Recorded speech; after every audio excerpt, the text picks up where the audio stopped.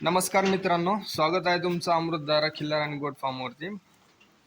तर मित्रांनो, आज आता आपल्याला गोट फार्मिंग चालू करून 7 ते 8 वर्ष झालेत आणि आपला एक यूट्यूब चॅनल पण आहे, जसं की तुम्हाला माहिती आहे अमृतधारा फार्म म्हणून. त्या यूट्यूब चॅनलवरती आपण आपले शेळी पालनाबद्दलचे आणि खिल्लार गाई संगोपनाचे व्हिडिओज, वेगवेगळी माहिती अपलोड करत असतो. तर या चॅनललाही आपल्याकडनं भरपूर चांगला प्रतिसाद मिळालेला आहे आणि बरेच लोक आपले व्हिडिओ पाहून आपल्या फार्मला व्हिजिट करायला आलेत आणि इथे येऊन आपल्याकडनं चांगल्या क्वालिटीचे प्राणी पण विकत घेऊन गेलेले. तर आज आपण पाहूयात त्यांना आपल्या फार्मवरती, अमृतधारा फार्मवरती आल्यानंतर त्यांना कसे अनुभव आले आणि त्यांच्या प्रतिक्रिया आपल्याबद्दल काय आहेत, आपल्या प्राण्यांबद्दल आपल्याकडनं जी सर्व्हिस मिळाली, मार्गदर्शन मिळालं, याबद्दल त्यांचं काय म्हणणं आहे ते आपण त्यांच्या तोंडून ऐकून घेऊयात. आणि जर कुणाला नवीन प्राणी किंवा नवीन शेळीपालन चालू करायचं असेल तर निश्चिंत होऊन आपल्याला खाली दिलेल्या नंबरवरती फोन करा आणि जे काय तुम्हाला माहिती पाहिजे असेल ते त्याच्याबद्दल तुम्ही विचारू शकता. त्यावर प्राणी पाहिजे असतील, विकत घ्यायचे असतील तर त्याबद्दलही तुम्ही सविस्तर माहिती घेऊ शकता. तर चला पाहूया आपल्या जे काय नवीन शेळीपालक आहे त्यांचे अनुभव आपल्या अमृतधारा फार्मवरचे. नमस्कार मित्रांनो, स्वागत आहे आपलं अमृतधारा गोट आणि खिल्लार फार्ममध्ये. आज आपल्या फार्मवरती पाबळवरनं ही मंडळी आली आहे व्हिजिट द्यायला. तर जाणून घेऊया आपण त्यांचा फीडबॅक. मॅडम बोला, कशासाठी आले होते आपण? आम्हाला नवीन सुरुवात करायची आहे, त्यासाठी आम्ही आलो होतो. आणि माहिती आम्हाला जे तुम्ही अनुभव घेतलाय आणि जो तुम्ही आता सुरुवात केलेली आहे, जी तुमची 8 वर्ष झाले जो अनुभव आहे तो आम्हाला घ्यायचा होता आणि खूप छान माहिती दिली आहे तुम्ही आम्हाला. शेळीपालन तुम्हाला चालू करायचंय का? हो, शेळीपालन आम्हाला चालू करायचंय. कोणत्या जातीत करायचंय, कसं करायचंय हे तुम्ही आम्हाला जे सांगितलंय ते खूप छान पद्धतीने शिकवलंय, समजवलंय. बरं, आता तुम्ही आपली जी चर्चा झाली त्यातनं तुम्हाला म्हणजे काय निष्कर्ष मिळाला किंवा काय तुम्ही ठरवलं? आता आम्ही मेन म्हणजे आम्हाला जे चालू करायचं होतं, आम्ही ते ठरवलंच नव्हतं की आपल्याला कशामध्ये चालू, निदान दूध किंवा ब्रीडिंगसाठी किंवा आपल्याला मटन मध्ये द्यायचंय, कटिंग साठी द्यायचंय, आम्ही काहीच ठरवलं, फक्त चालू करायचंय. पण आम्हाला तुम्ही जे सांगितलंय त्याच्यामधून हे पहिलं समजलंय की आपण काय सुरुवात केली पाहिजे, की उद्देश काय, शेळीपालनाचा उद्देश तुम्हाला तो काय आम्हाला समजला.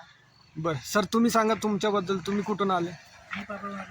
बर, त्यांनी सरांनी जी माहिती दिली ती एकदम योग्य माहिती दिली. अगदी शेळी जन्माल्यापासून तर तिची वाढ, तिची खाण्याची जी आपण नियोजन आहे, त्यांना जे आपण खाद्य देतोय किंवा त्याची वाढ कशी करायची, त्यांची प्रजनन क्षमता कशी जोपासायची, त्यांच्या अंगी जे काही गुण यायला पाहिजे ते कसे आणले पाहिजे, कोणतं ब्रीडिंग वापरलं पाहिजे किंवा कोणतं आपण सेल केलं पाहिजे, थोडक्यात तुम्हाला शेळीपालनाचा ओव्हरव्ह्यू इथे मिळाला, माहिती आम्हाला मिळालेली आहे. त्यातून त्या शेळीपालन पण केल्यानंतर शेळीचं दुधाचं जे महत्व आहे, जसं आपण गाई, जर्सी गाई वगैरे आपण दूध खातो, तर त्यानुसार आपण जर शेळीचं दूध खाल्लं तर त्याच्यापासून होणारे फायदे हे सरांनी आम्हाला सांगितले.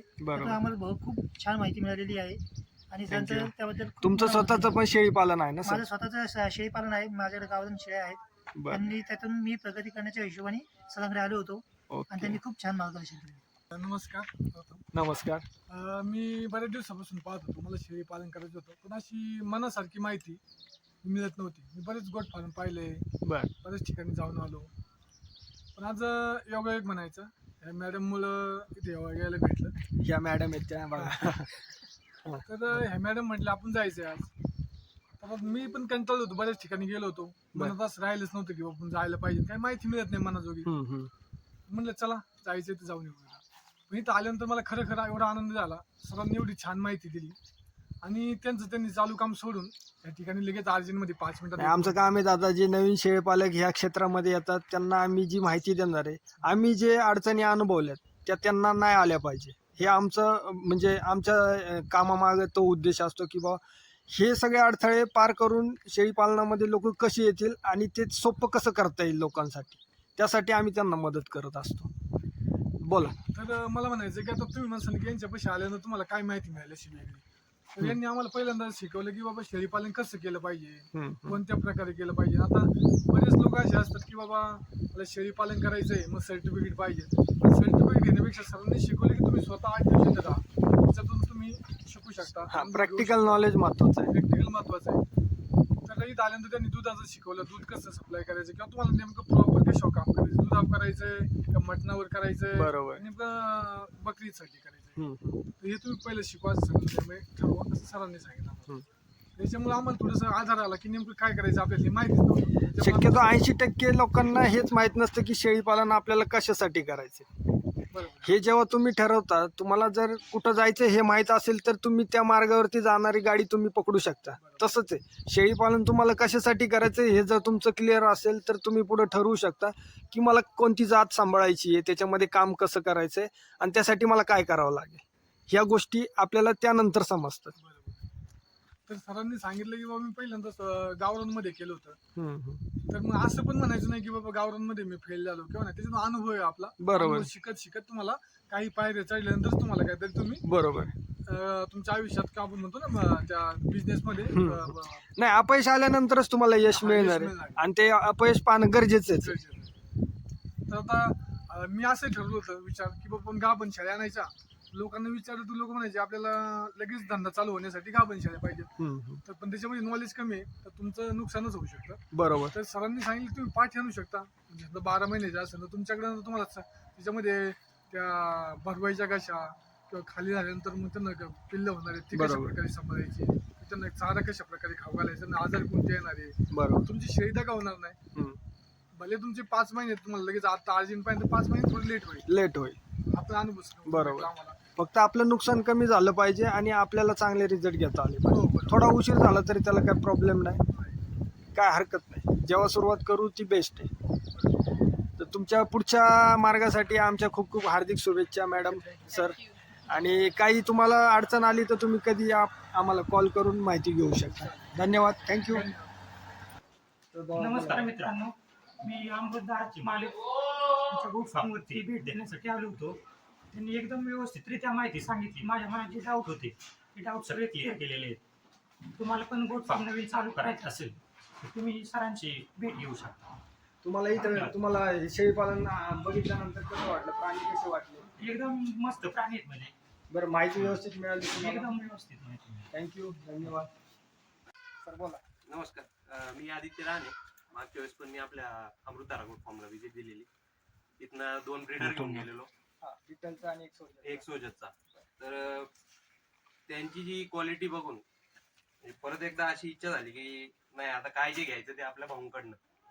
तर मी परत आता 2 आपल्या सोजतच्या पाठी घेतल्या ते, आणि त्यांची क्वालिटी बघून पण काही डाऊट पण नाही. आणि एक 5 महिन्याची पाट आहे, सोजत मध्ये आहे, फुल गुलाबी मध्ये. तर त्यांचं वॅक्सिनेशन वगैरे डिवर्मिंग सगळं झालेलं आहे आणि भविष्यामध्ये आपण त्यांचा रिझल्टही पाहू.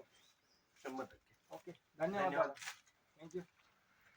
नमस्कार मित्रांनो, स्वागत आहे आपलं अमृतधारा गोट फार्म मध्ये. आज आपल्या फार्मवरती विशाल दादा आलेत खरेदी करण्यासाठी.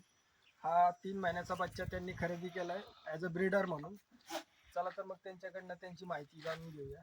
दादा, तुमचं नाव गाव पत्ता सांगा. माझं नाव विशाल बोराडे, मी राहणार चासकामन, तालुका खेड, जिल्हा पुणे. आपल्या फार्म बद्दल माहिती कुठे मिळाली आपल्याला? मी तुमचा युट्यूब चॅनलला व्हिडिओ पाहिला होता, फार्मिंग बाबाजी युट्यूब चॅनलला. त्यानंतर तुमच्या पिल्लांची क्वालिटी मला खूप आवडली. त्यानंतर मी प्रत्यक्ष इथं भेट दिली आणि त्यानंतर प्रत्यक्ष पाहिले. बरं, जो तुम्ही खरेदी केलाय त्याचं कशाच्या पर्पज साठी खरेदी केला? हा आपण ब्रीडिंगसाठी खरेदी केला. आपल्याकडे कोणत्या जातीचे शेळ्या आहेत दादा? आता आपल्याकडे सोजत जातीय आहे. सोजत जातीचे शेळ्या. क्वालिटी कशी वाटली तुम्हाला? क्वालिटी खूप छान आहे. तुम्ही आवडला तुम्हाला? हो. थँक्यू. धन्यवाद. थँक्यू.